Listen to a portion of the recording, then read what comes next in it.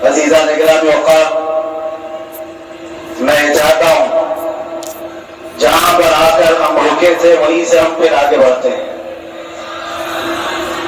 ہم رکے تھے کہاں آ کر؟ کچھ دیر کی خاموشی، اس کے بعد ہم آگے بڑھتے ہیں، اس لیے کہ مجھے کوئی شعر اب یاد کرانے کی ضرورت نہیں اور نہ ہی کسی کے سامنے کچھ بولنے کی ضرورت ہے۔ حالات تو ایسے تھے کہ جو نان مسلم تھے وہ بھی ہمیں جیل میں دیکھ کر یہی کہتے تھے کہ آپ ہی نے کہا یہ فلاں بات۔ ہم نے کہا اللہ تبارک و تعالیٰ نے تم کو بھی یاد کرا دیا۔ میرے عزیزوں، ستیزہ کار رہا ہے ازل سے تا امروز، شرار بولہبی سے چراغ مصطفیٰ میں۔ یہ آج کل کے معاملات نہیں، ابتدا سے حق اور باطل کے معرکے ہوتے رہے، لیکن ایک بات میں آپ سب کو بتانا چاہتا ہوں، مظفر کو مقید نہ سمجھ اے سیاد۔ سیدنا مظفر حسین کچوچوی رحمۃ اللہ تعالیٰ علیہ جیل گئے تھے، قید میں تھے، تب انہوں نے یہ شعر کہا تھا کہ مظفر کو مقید نہ سمجھ اے سیاد، میری یہ اسیری بھی سنت آبائی ہے۔ میرے آبا و اجداد کی سنت ہے جس پر میں عمل کر کے آ رہا ہوں، میرے بزرگوں کی یہ سنت تھی۔ بہرحال جن کو جس راستے سے مجھے گزارنا تھا، لوگوں کے دلوں میں یہ ٹھنڈک تھی شاید کہ زبان بند کر کے چند دنوں کے لیے قید کر دیا جائے، مگر میرا عقیدہ یہ تھا کہ اللہ تبارک و تعالیٰ جب تک چاہے کہ کوئی اس کے لیے پابندی نہیں کر لگا سکتا۔ وَإِن يَمْسَسْكَ اللَّهُ بِضُرٍّ فَلَا كَاشِفَ لَهُ إِلَّا هُوَ۔ رب تعالیٰ فرماتا اگر اللہ تعالیٰ تمہیں کوئی مصیبت دے تو اس کے علاوہ کوئی ٹال نہیں سکتا۔ وَإِن يَمْسَسْكَ اللَّهُ بِخَيْرٍ فَلَا رَادَّ لِفَضْلِهِ، اور اللہ کسی کو بھلائی دے دے تو پھر اس کو روک بھی کوئی نہیں سکتا۔ مولا تبارک و تعالیٰ اگر کسی کو کوئی مقام عطا کر دے تو ہزاروں کیلوں کے پھڑپڑانے سے وہ مقام ختم بھی نہیں ہو سکتا۔ اللہ تبارک و تعالیٰ جس کو بڑھانا چاہے اس کے لیے کوئی راستہ رکاوٹ نہیں بن سکتا۔ اس لیے کہ ہم نے تاریخ میں دیکھا ہے تہمت لگے کپڑے پہننے والے پیروں میں چپل نہیں تھے، جن کے ناخن تک اکھڑ جاتے تھے، لیکن وہ جب چلتے تھے قیصر و کسریٰ بھی کانپتے تھے، جن کا یہ نعرہ تھا ٹل نہ سکتے تھے جنگ میں اگر اڑ جاتے تھے، پاؤں شیروں کے بھی میدان سے اکھڑ جاتے تھے، حق سے سرکش ہوا کوئی تو بگڑ جاتے تھے۔ ارے تیغ کیا چیز ہے، ہم توپ سے بگڑ جاتے تھے۔ یہ وہ صحابہ کرام اور اسلاف کرام، ان کا یہ معمول تھا۔ بظاہر ان کے پاس کوئی اسباب نہیں تھے، لیکن اللہ کی مدد تھی۔ وہ پانی کی طرح بہتے ہوئے چلے گئے، نہ چٹانوں نے ان کا راستہ روکا، نہ دریاؤں نے ان کا راستہ روکا۔ وہ جس طرف سے جاتے تھے اللہ تعالیٰ ان کے لیے راستے بناتا تھا۔ عزیزان گرامی اوقات، کون ہے وہ جو دریائے نجرہ میں اپنے گھوڑے دوڑائے تھے؟ کون ہے وہ جو دریا میں اپنی کشتیاں ڈال کر چلا دیا تھا کہ واپس جانے کا کوئی تصور نہ ہو؟ یہ سب میرے مصطفیٰ کریم کے دیوانوں کی ہی بات تھی۔ اسی لیے آج بھی دنیا گھبراتی ہے تو شانے لوگوں سے نہیں، دیوانوں سے ہی گھبراتی ہے۔ بہت زیادہ چالاک رہنے والوں سے نہیں، دیوانوں سے دنیا گھبراتی ہے۔ اس لیے کہ دنیا کو پتا ہے، دنیا جانتی ہے کہ دیوانہ کہاں دیکھتا ہے کسی کو پتا نہیں۔ اور یہ اس دیوانے کی بات کر رہا ہوں جس کے لیے اللہ کے حبیب صلی اللہ تعالیٰ علیہ وسلم کی عزت و وقار سب سے اول ہے۔ عزیزان گرامی اوقات، آج آپ کے سامنے حاضر آیا یہ میرے استاد گرامی، مربی، استاد الاساتذہ، برادر گرامی حضرت العلامہ مفتی زبیر احمد صاحب قبلہ قدام اللہ اقبالہ، جنہوں نے دن رات ایک کر دیے تھے۔ میرے خیال سے 8 مہینے میں جتنے ان کے بال سفید ہوئے اس سے زیادہ نہیں ہوئے، صرف اس لیے نہیں کہ ایک بھائی کے لیے، اس لیے بھی لڑ رہے تھے کہ ایک عالم کے لیے جس سے دین کا بہت سارا حصہ وابستہ ہے۔ ان کی محنتیں رائگاں نہ گئیں۔ بہت سارے میرے احباب و اقربا، خاص طور پر وکرولی سے، جنہوں نے اپنے گھر بار چھوڑ کر میرے لیے دوڑتے بھاگتے رہے۔ اللہ رب العزت اس بات کا شاہد ہے، ایک ایک دن اندر میں نے سب کے لیے دعائیں کی ہیں، اور ایسا نہیں کہ کوئی دن بھولا جاتا، اور باہر کی ہمیشہ یہ خبریں آتی رہتی کہ حالات کیسے کے کیسے ہوتے جا رہے ہیں۔ کبھی اگر گھبراہٹ اور بے چینی ہوتی تو میرے عزیزوں صرف ایک ہی بات ہمارے پاس تھی علاج کے لیے، ایک ہی علاج تھا۔ جب بے چینی بڑھ جاتی، اپنوں سے رابطہ نہیں ہو پاتا اور کسی کے خبر نہ پہنچتی، کھانے پینے کی تکلیفیں، روز رہنے سہنے کی مصیبتیں جب سر پر آتی تو ایک ہی علاج تھا، ان کے نثار کوئی کیسے ہی رنج میں ہو، ان کے نثار کوئی کیسے ہی رنج میں ہو، جب یاد آ گئے ہیں سب غم بھلا دیے ہیں، جب یاد آ گئے ہیں سب غم بھلا دیے ہیں۔ اس رسول محترم صلی اللہ علیہ وسلم کا احسان عظیم ہے، بار بار مجھے یہ احساس ہوتا رہا، پوری دنیا اگر چھوڑ دے مگر یقین تھا آمنہ کا لال کبھی نہیں چھوڑے گا، اور چھوڑا بھی نہیں، اور چھوڑا بھی نہیں۔ ہر رات جو ہمارا معمول تھا ہم نے جو دیکھا، ہماری پچھلی زندگی میں ہم نے اتنے عجائبات نہیں دیکھے ہوں گے جو 8 مہینے کے اندر ہم نے دیکھے۔ نبی پاک صلی اللہ علیہ وسلم کی انعامات و اکرامات، رب تبارک و تعالیٰ کی مدد سے دل مضبوط ہوتا ہے۔ عزیزان گرامی، ہم نے تو وہاں ایسے لوگوں کو دیکھا جو ڈپریشن کا شکار ہو کر کافر بھی ہو گئے، اور حالات سے گھبرا کر کے وہ انکار کر بیٹھے کوئی خدا نہیں ہے، کوئی مدد نہیں آتی ہے۔ ایسے حالات وہاں دیکھے، لیکن ان حالات میں بھی اللہ تبارک و تعالیٰ کی مدد ساتھ رہی۔ رسول پاک صلی اللہ علیہ وسلم کا انعام و اکرام یہ تھا کہ جس طرح سے گئے تھے اسی طرح سے واپس بھی آئے، جس طرح سے گئے تھے ویسے واپس آئے، اور نہ میرے مصطفیٰ نے باہر میری عزت میں کمی کی نہ اندر عزت میں کمی کی، کہیں پر بھی نہیں۔ الحمدللہ جس شان کے ساتھ رسول پاک صلی اللہ علیہ وسلم اپنے چاہنے والوں کو رکھتے ہیں وہ میں نے دنیا میں دیکھا، اور پھر یہ عرض کیا آقا آج آپ کی عزت پر بات کرنے والے کو چاہے وہ 1000 کال کوٹری کے اندر ہو، آپ عزت کے ساتھ بٹھاتے ہیں تو پھر قیامت کے دن اس کی عزت کا کیا حال ہوگا؟ عرش حق ہے مسند رفعت رسول اللہ کی، دیکھنی ہے حشر میں عزت رسول اللہ کی۔ میرے عزیزوں ایک بات کو طے کر کے چلو، انہیں جانا انہیں مانا، نہ رکھا غیر سے کا، للہ الحمد میں دنیا سے مسلمان گیا۔ اس ایک بات میں جو عزت ہے دنیا کے کسی مقام و منصب اور مرتبے میں عزت نہیں۔ اور حالات دنیا انشاءاللہ میں سناتا رہوں گا، اللہ تبارک و تعالیٰ جب تک یہ زبان رکھا ہے حق بولتے رہے اور سناتے رہیں گے، اور بھی حالات آپ کو انشاءاللہ العزیز آگے سناتے رہیں۔ لیکن آج خصوصیت کے ساتھ میں جمعہ کے لیے اسی لیے حاضر آیا کہ یہاں کے لوگ پل پل یاد کرتے رہے۔ حضرت مجھے ہر بار خبر دیتے کہ جب نماز سے فارغ ہو کر کے میں نکلوں تو مجھے لوگ پکڑ لیتے کیا ہوا، اب کیا خبر ہے؟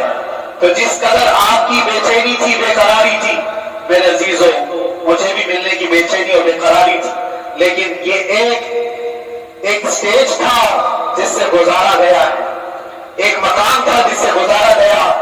میں تو ایک نکما آدمی، میں تو ایک کم پڑا ہوا، لیکن آپ کو بزرگان دین کی اگر تاریخ پتا ہو، امام اعظم ابو حنیفہ رضی اللہ تعالیٰ جن کو ناحق جیل میں رکھا گیا تھا، امام موسیٰ کاظم رضی اللہ تعالیٰ 7 سال تک قید میں رہے۔ یہ کون امام موسیٰ کاظم؟ جن کے دربار میں جانے کے لیے غوث اعظم عبد القادر جیلانی رضی اللہ تعالیٰ 4 کلومیٹر دور اپنی چپل اتار دیا کرتے تھے۔ امام موسیٰ کاظم کا وہ دربار ہے جن کو باب الحوائج کہا جاتا ہے، اس امام کو 7 سال تک بغیر کسی قصور کے قید میں رکھا گیا، اور حد تو یہ ہے کہ اسی قید خانے میں زہر دے کر کے آپ کو مارا گیا ہے۔ آپ کا جنازہ جیل سے نکلا تھا۔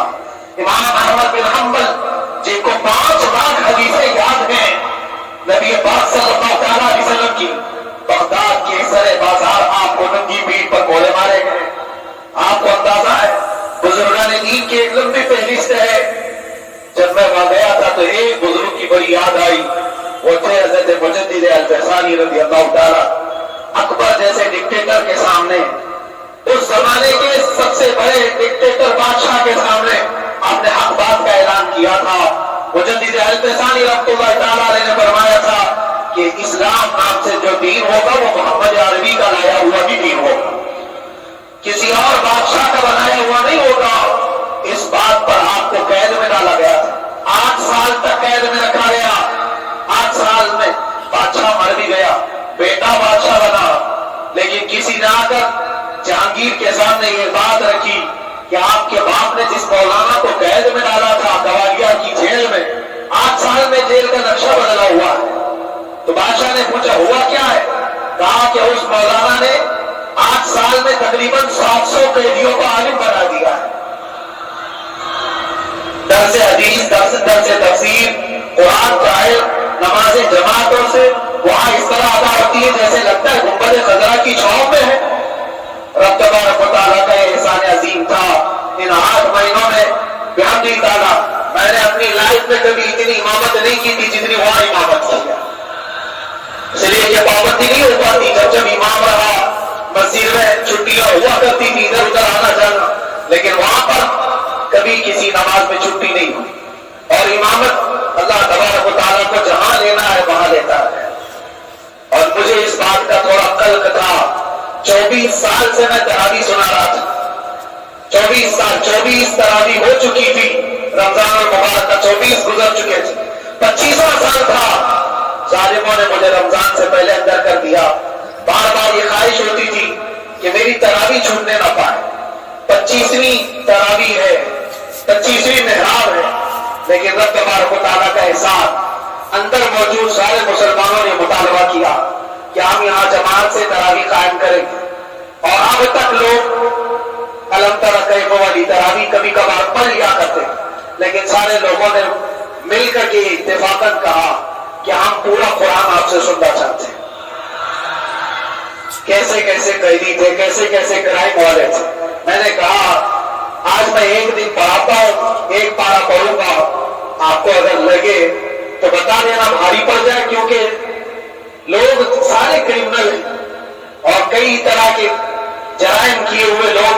نماز دین سے کہاں زیادہ رشتہ, کہاں ہو سکتا ہے یہ گھبرا کر بھاگ جائیں. ایک دن پڑھاؤں گا, اگر آپ کو لگے تو بول دینا, نہیں تو کل سے علم کرا. پہلے دن تراویح پڑھائے, دوسرے دن سارے لوگوں نے کہا آپ نے ایک پارہ پڑھایا ہے, سحری تک بھی پڑھائیں گے تو انشاءاللہ کھڑے رہیں گے. یہ جو استقامت, یہ ساری چیزیں دلوں کا جمع ہونا اور ہماری طرف دلوں کو پھیر دینا بغیر اللہ کی مدد کے نہیں ہوتا. رسول پاک صلی اللہ تعالیٰ علیہ وسلم کے کرم اور احسان کے بغیر نہیں ہوتا. وہ تراویح بھی پڑھتے رہے, تفسیر قرآن بھی سنتے رہے اور قرآن کی تعلیم بھی لیتے رہے. پھر مجھے اندازہ یہ ہوا کہ رب تبارک و تعالیٰ کی منشا یہ تھی کہ ہماری تراویح کی محراب کی سلوت جبلی جیل کے اندر ہو جائے. مجھے اس بات کا کوئی قلق نہیں رہا کہ میری کوئی چیز چھوٹ گئی. ہاں, عید, بقرعید, محرم, یہ تمام چیزیں لوگوں کی یاد تو رہتی, رشتے دار احباب کروا کیا, لیکن اللہ کی مرضی. میرا رب تبارک و تعالیٰ جو پسند کرے اس میں ہم راضی.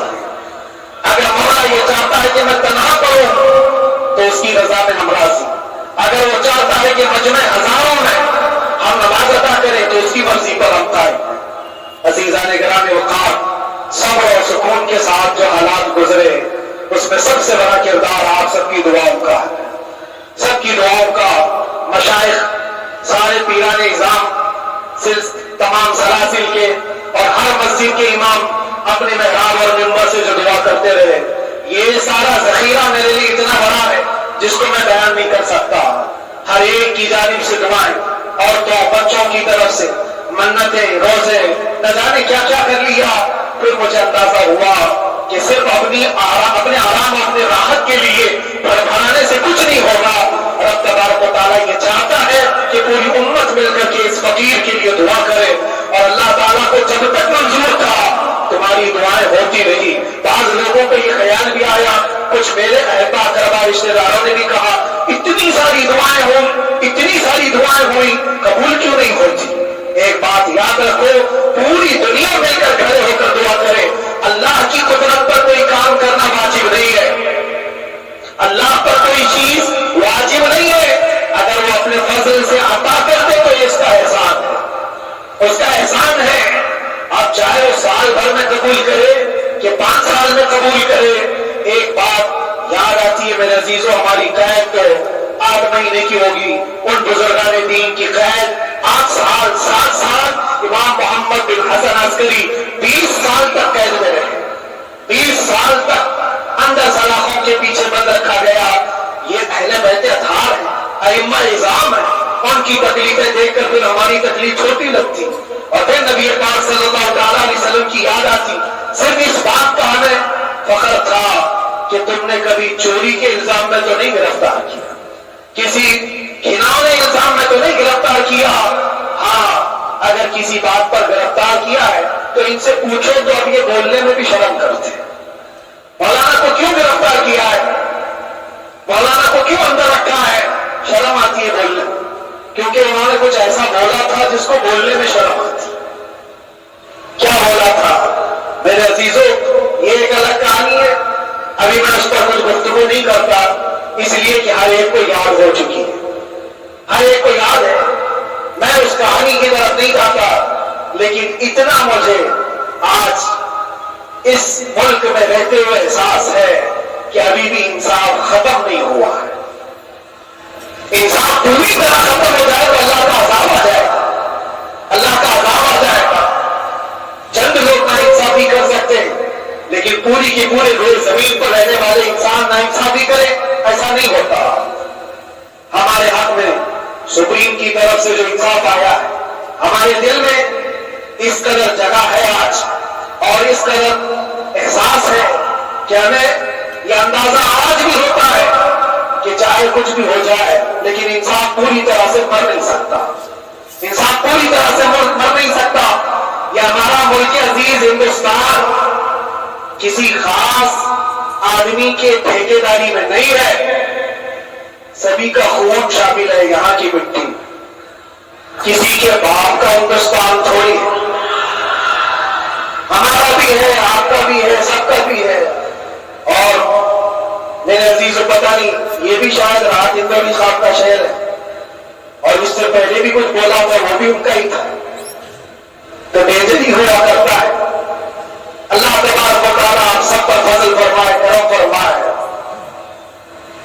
جو چیز خاص طور پر بولنی ہے وہ یہ ہے، ان حالات سے آج جو گھبرائے ہوئے ہیں یہ وہ لوگ ہیں جو عیش پرست ہیں۔ میں کسی کو خاص ٹارگٹ کر کے نہیں کہنا چاہتا، لیکن بہت سارے وہ لوگ جو حسن و رسول خلمتے ہیں لیکن وہ آگے آنا نہیں چاہتے۔ دین اسلام پر حملے ہو، حضور پاک کی عزت پر حملہ ہو، کسی کو بولنا نہیں، کیونکہ پتہ ہے دیکھو اس مولانا کو کس طرح کیے، اسی طرح دوسروں کو بھی کر دیا جائے۔ جو کمفرٹ زون میں بیٹھنے کے عادی ہو گئے وہ اپنا ایریا چھوڑ کر ہٹنا نہیں چاہتے۔ اگر میں کچھ کہوں گا حضور پاک صلی اللہ تعالیٰ علیہ وسلم کی ناموس کے لیے تو میرا عیش خطرے میں آ جائے گا۔ اکثر کی یہی سوچ ہے، میرا تو اپنا دھندا ہے، میرا بزنس ہے، میرے بیوی بچے ہیں، ہو سکتا ہے مولانا کو کسی چیز کی فکر نہیں ہوگی۔ آپ کو میں بتاؤں، آپ کو اندازہ نہیں ہمارے دل میں ہمارے بچوں کی کتنی محبت ہے۔ میرے بھی چھوٹے سے بچے ہیں، جب وہ جیل کی سلاخوں کے سامنے آ کر آنسو بہاتے تھے تو دل پر چھریاں چلتی تھی۔ وہ بچے جو ہمیشہ ہمارے سینے پر سوتے رہے، آج میں ان کو چھو بھی نہیں سکتا۔ جب وہ سلاخوں کے پیچھے کھڑے ہو کر دور سے رو کر وہ چلے جاتے 15 منٹ، تو کیا ہمارے دل میں بچوں کی محبت نہیں؟ کیا ہمارے گھر بار نہیں، ہماری بہنیں، ہمارے بھائی، ہماری ماں نہیں؟ کتنے تو دن ایسے ہوئے کہ میری ماں کو دورے پڑتے رہے یاد کے لیے، تو کیا وہ ہمارے اوپر کیفیت نہیں آتی کہ ہم خامخواہ مصیبت کیوں نہیں؟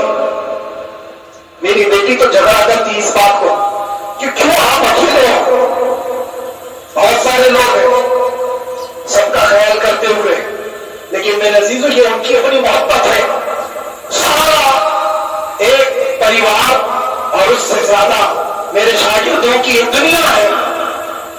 کتنے ایسے ہیں میں جانتا ہوں کہ 8 مہینے تک نرم غذا نہیں کھائی، میرے میں جانتا ہوں ان کا صرف یہ خیال تھا کہ اندر پتہ نہیں جیل میں آپ کیا کھا رہے ہوں گے، ہم یہاں نرم غذا نہیں کھائیں گے، گوشت مچھلی نہیں کھائیں گے۔ حالانکہ یہ کوئی چیز تمہارے اوپر واجب نہیں تھی۔ یہ حالات میں اسی لیے بتا رہا ہوں میرے عزیز، کسی کے وہم و گمان میں اگر یہ ہے تو نکال دے کہ میرے آس پاس کچھ نہیں ہے، میں کسی کو چاہتا نہیں ہے، میرے ساتھ محبتیں نہیں ہیں۔ کثرت سے محبت کرنے والے لوگ ہیں میرے پاس، میرے ان بھائیوں کی اور میرے بہنوں کی، میرے گھر والوں کی محبت تو ایسی ہے کہ ان کے گھروں کے بچوں کے معاملات بھی بغیر مجھ سے پوچھے نہیں ہوتے۔ اگر آج میں اندر رہا تو کسی کا رشتہ نہیں تو بات چیت بھی نہیں ہے، رشتہ نہیں ہوگا جب تک یہ نہ آئے، سارے کام ڈیپینڈ رہتے تھے۔ مجھے بھی ان تمام چیزوں کا احساس ہے، لیکن یہ سب چیزیں ایک طرف، میرے مصطفیٰ کی عزت اپنی طرف۔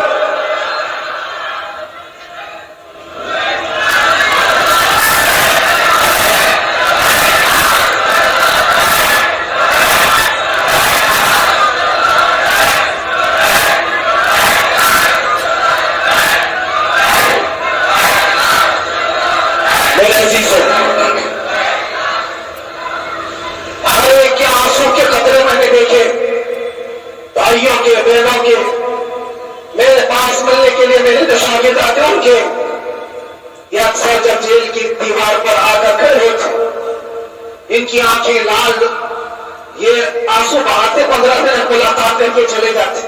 آپ کو کیا اندازہ ہے اندر کے حالات ایک دن ایک سال کے برابر لگنے لگتا ہے، بولتے رہتے، لیکن ایک بات کا احساس بار بار ہوتا کہ یہ ساری محبتیں ایک طرف ہے، لیکن ہم جس کے لیے کھڑے ہوئے ہیں اس کی محبت میں کوئی سمجھوتا نہیں، اس کی محبت میں کوئی سمجھوتا نہیں۔ ایمان اسی کا نام ہے، لا یؤمن احدکم حتی اکون احب الیہ من والدہ وولدہ والناس اجمعین۔ تم میں سے اس وقت تک کوئی پورا مومن نہیں ہو سکتا جب تک کہ اپنی اولاد، اپنے مال و دولت، اپنے ماں باپ سب سے زیادہ اپنے رسول سے محبت نہ کرے۔ اللہ یہی کرتے رہو، جب حضور پاک کا معاملہ آئے تو ساری دنیا ایک طرف ہو جائے۔ میں نے ایک واقعہ پڑھا تھا اندر ہی، حضرت خالد بن ولید رضی اللہ تعالیٰ ایک قلعے پر اچانک حملہ آور ہوئے، تو قلعے میں موجود جو دشمنان اسلام تھے ان کی پارٹی چل رہی تھی، بڑے بڑے قالین صوفے بچھے ہوئے، کشتہ میں قیمتی کھانے رکھے ہوئے تھے۔ خالد بن ولید کے ساتھ جو لشکر ہے، یہ تو وہ غریب صحابہ تھے جو پہن لگے کپڑے پہنتے، ایک کھجور پر پورا دن گزارتے۔ جب یہ اس قلعے پر حملہ آور ہوئے تو دشمنان اسلام جو تھے وہ مقابلہ کرنے کی ہمت نہ جٹا سکے، بھاگے، سارا مال سب چھوڑ کر بھاگے، بغیر کسی جنگ کے، بغیر کسی قتل قتال کے پورا قلعہ فتح کیا خالد بن ولید۔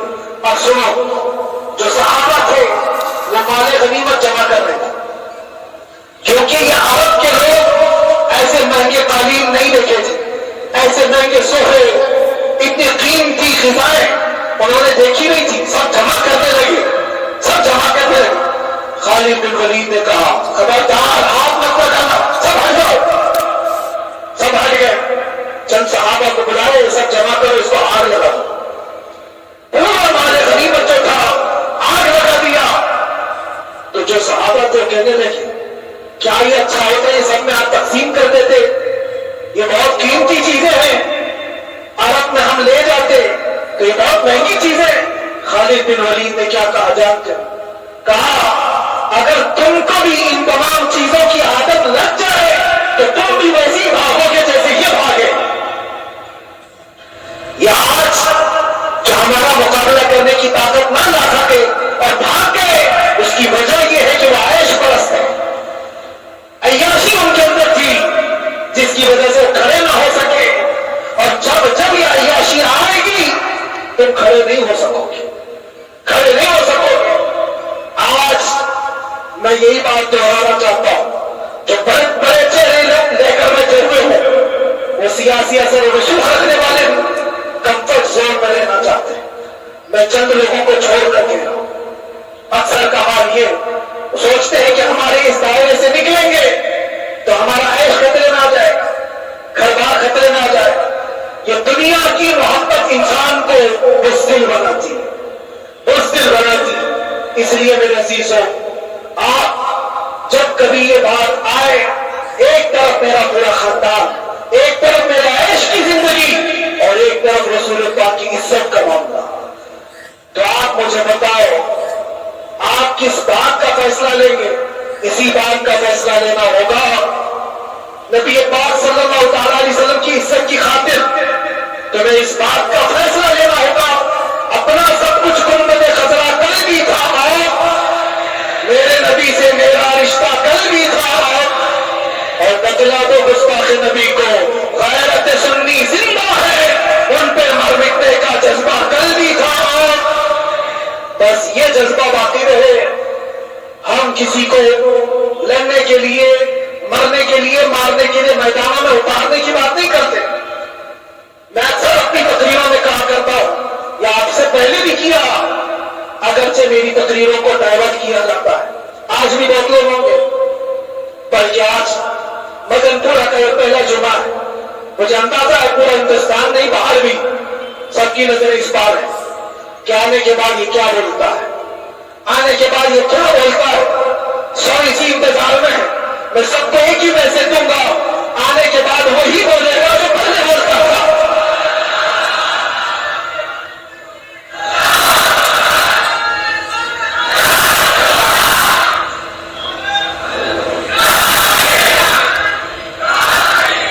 اگر کچھ غلط ہوتا تو ہمارے اس ملک عزیز ہندوستان کی سب سے اعلیٰ عدالت یہ نہیں کہتی کہ ان کے اسپیچ میں کوئی ہیٹ مسئلہ نہیں ہے، تو ہمیں اندازہ ہے میرے عزیزوں، ہاں جہاں غلطی ہوگی ہم بھرے اعلان کے ساتھ کہیں گے کہ ہم سے غلطی ہو گئی، ہم سے خطا ہو گئی، زبان پھسل گئی، لیکن جو چیز نہیں ہے تو اگر تم زبردستی اس کو کہو گے تو یہ ہم نہیں مانتے۔ ہاں بس اتنی دعا میرے حق میں کریں کہ جتنی بھی زندگی باقی ہے، جتنی زندگی باقی ہے، اللہ تبارک و تعالیٰ حضور پاک کی محبت اور ان کی عظمت کی حفاظت کے لیے جیتے مرنے کی توفیق عطا فرمائے۔ ہمارا کام سے اتنا رہ گیا، جو میسج دینا تھا وہ ہم نے دے دیا۔ اب جو حالات آ رہے ہیں میرے عزیزوں، آپ سب کے لیے بھی میں یہ گزارش کروں گا، دین کی طرف آ جاؤ، سچائی کی طرف آ جاؤ، ورنہ گاجر پوری کی طرح کر جاؤ کہ ختم ہو جاؤ۔ دین کی طرف آؤ، سچائی کی طرف آؤ، اور اسلام نے کہیں پر بھی تمہیں کسی طرح کے آتنک اور دہشت کی تعلیم نہیں دی، کہیں پر کسی ٹیررسٹ کی کوئی بھی تعلقات کی۔ کہیں مجھے کوئی بات بتا دو، اگر کوئی مسلمان اس طرح کی حرکتیں کر جاتا ہے جس کو یہ لوگ بدنام کرتے ہیں، تو ہم سمجھتے ہیں اس کا اسلام سے تعلق نہیں ہوگا۔ اسلام سے تعلق ہوتا تو اس کے اندر صدیق اکبر اور فاروق اعظم کی ادائیں ہوتی۔ آج آپ کو وہ معاشرہ زندہ کرنے کی ضرورت ہے۔ میں نوجوانوں سے کہوں گا، بہت دن گزار لیے ٹک ٹاک پر گزرے، اور تمہارے اس انٹرنیٹ کی دنیا پر جس طرح تم نے آوارگی کر لی ہے، وقت کم بچا ہے، آ جاؤ میرے نبی پاک کی گنبد کی چھاؤ، عزت وہیں پر ہے، انہی کے قدموں میں عزت ہے، اور یہاں پر بھی ہے اور آخرت میں بھی ہے، آخرت میں بھی ہے۔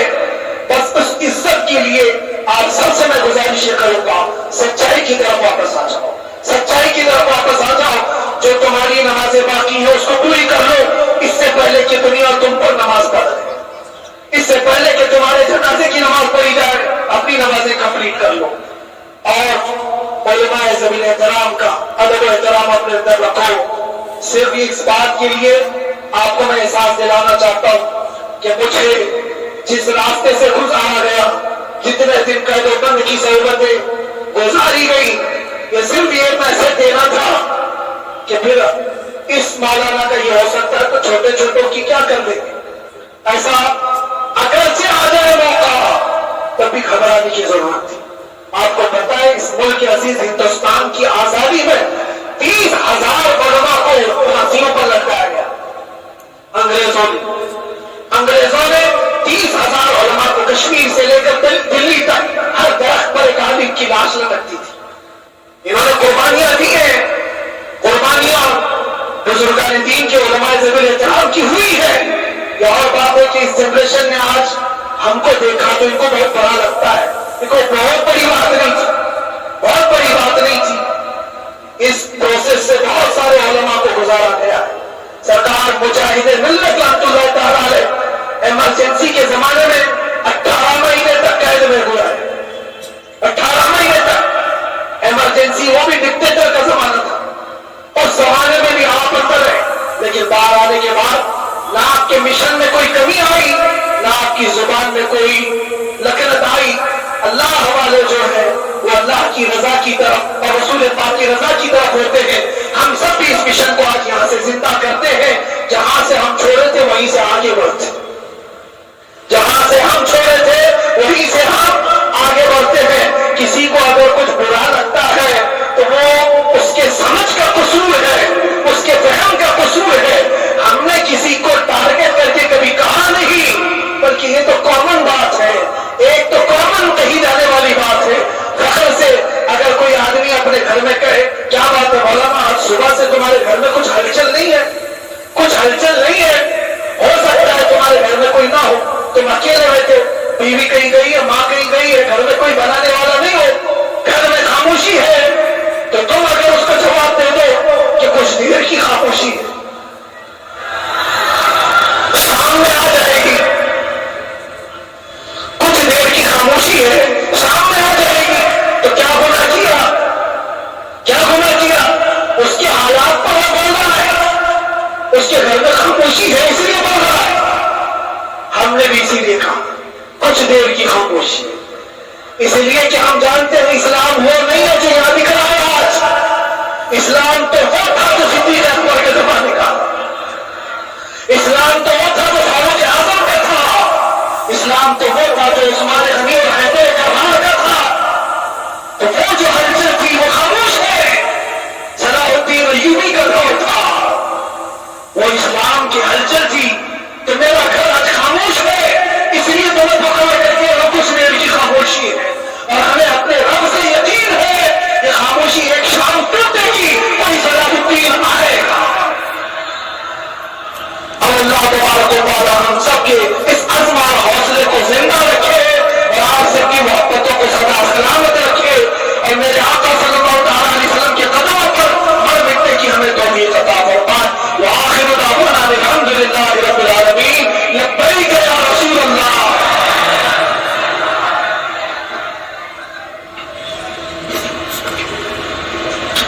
حضرات کھڑے ہو کر سب درست کر لیں. جو لوگ بیچ میں آ گئے ہیں وہ باہر چل کر کے یا پہلے منزلے پر دوسرے منزلے پر زبان سے کچھ مت بولیے, کوئی بھی کچھ نہ بولے.